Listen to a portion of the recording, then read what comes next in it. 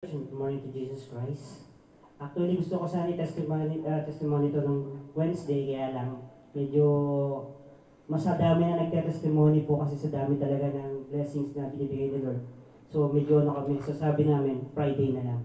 Actually po, yung testimony ko po, maliliit na bagay na ginagawa ni Lord in our life, na kumisan nane-neglect natin.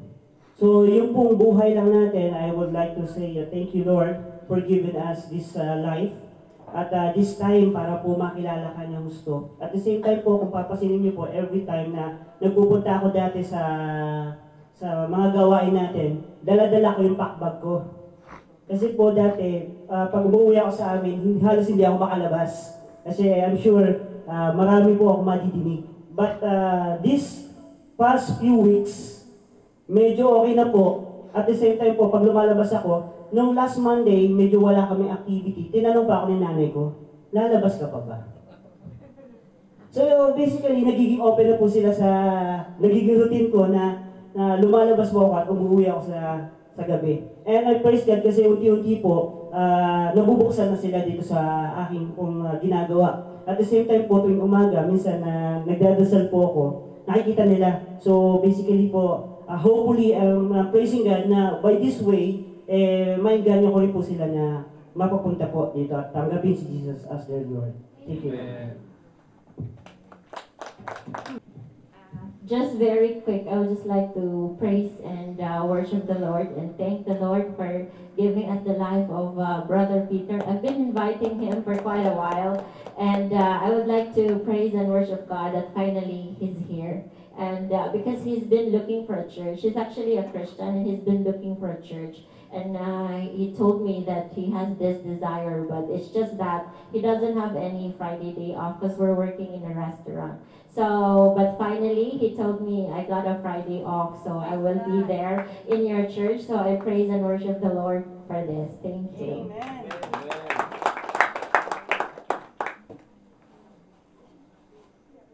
I just want to give thanks to our Lord Jesus Christ for giving a little increment. So, praise God. Last Wednesday, lahat ng mga nagtitestimony, puro may mga increment. Hindi na po kami makasingit sa dami ng mga blessings na nagbibigay yung sa ating mga kapatid. So, I just want to give highest praises to our Lord Jesus Christ at sa pagbibigay niya po sa akin ng another year. Next week pa naman advance ko na. Na tumatanda na, sabi nga nung nakatayo doon, lagi na akong tinatawag ng mana kasi meron na daw ako. Praise God kasi binibigyan niya pa ako ng kalakasan at another year. Thank you, Jesus. I give you highest praises and highest thanksgiving to you alone, Jesus. Amen.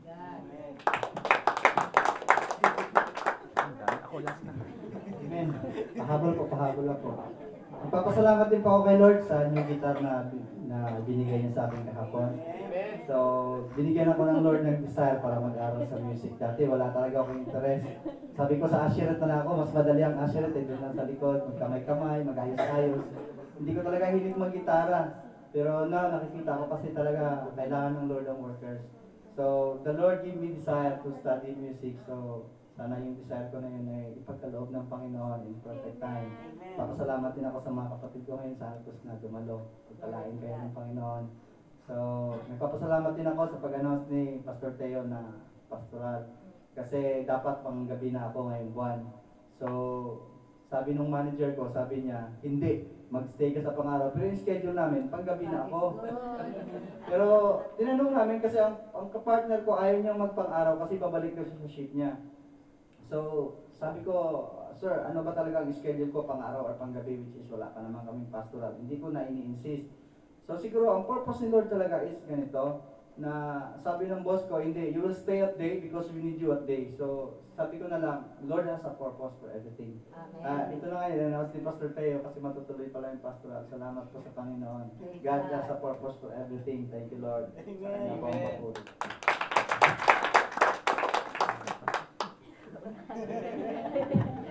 Ako maiksi-maiksi. I want to give back all the glory and honor to God sa mga increment po. Pero sabi ko nga, whatever trials, thank you Lord for the divine comfort and divine strength. I use divine so that Satan will not steal Amen. that strength to us.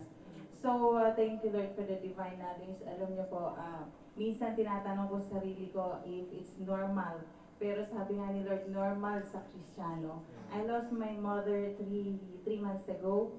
And then we have an incident that I lost my nephew a week ago. But a sudden accident. So, but andun pa rin yung joy ni Lord. Minsan tinatanong ko, Lord, normal ba to? Kasi yung iba talagang iiyak and everything. Pero hindi. God give you comfort na Amen. lahat ng family mo makikita mo sa heaven pagtapos na yung assignment mo sa mundo. And I want to give back all the glory and the honor to God for the strength. Thank you. Praise the Lord. Maiksi lang po. Maiksi lang po. Nakapagpasalamat na po kasi ako noong Wednesday sa new job. And papasalamat din po ako kasi dadagdag ko lang pasalamat kasi yung desire ko po kasi dati pa nagagawa talaga ako ng website na kasi hindi ko magawa kasi yung laptop po kasi namin sira-sira na. So ngayon po binigyan po kami ng blessing ng Lord. Binigyan po ako ng bagong laptop na pwede ko naman ipagpapatuloy. So magagawa ko na yan in God's time. At maraming salamat guys sa Facebook subscribers po na nag-like sa fan page po is nasa 97 na. Yun po ay mga organic po siya na nag-like. Ibig po na organic is yung mga natural na nag-like, hindi dumaan sa mga marketing, hindi dumaan sa mga kahit ano. Siya pa yung mga organic which in talagang tumitingin sila sa Facebook. Though hindi pa sila nagla-like pero dahil organic na sila na nag-like, lumalabas yung plugin sa kanilang web sa wall nila at nababasa nila. So, kung sino pa po hindi pa nag-like, ngayon mag-promote po ako, like nyo na po. Amen, yun po. Lahat po ng lakas, talino po na binibigyan ng Panginoon sa akin. Maraming salamat po. Amen. Thank you po, Lord. Jay last na Jay. Good morning po mga brethren, good morning po Jesus. Actually ano na ito ni Tatay last Sunday nung namin Bible study. I want to praise God sa another miracle na ginawa niya sa work. Last Sunday, I was in the Dubai court for another hindrance kaso ko po. That day, actually hindi ako umiyak. Alam mo yung puno-puno ka ng presence ng Holy Spirit ni God. Hindi mo iisipin yung maawa ka sa sarili mo dahil nandun ka na naman kasi dami ng hearing na pinuntahan ko na. But totally I praise God. Dahil that time, I was full of joy. At wala akong takot. No matter what happened, ready na ako sa lahat. And gusto kong pasalamatan din si Lord dahil sa mga kapatid na on last Saturday din, I texted them, sabi ko, please pray for me. For tomorrow is my another hearing sa appeal ng case ko. Nagpapasalamat ako sa kanila dahil, alam mo yung every prayer meeting na may verse na binabanggit lagi na kung meron kang request, share mo ito sa mga righteous people and God will hear your prayers. And then that time, hindi pa nag-i-start yung kasama ko yung asawa ko, hindi pa nag-i-start yung hearing.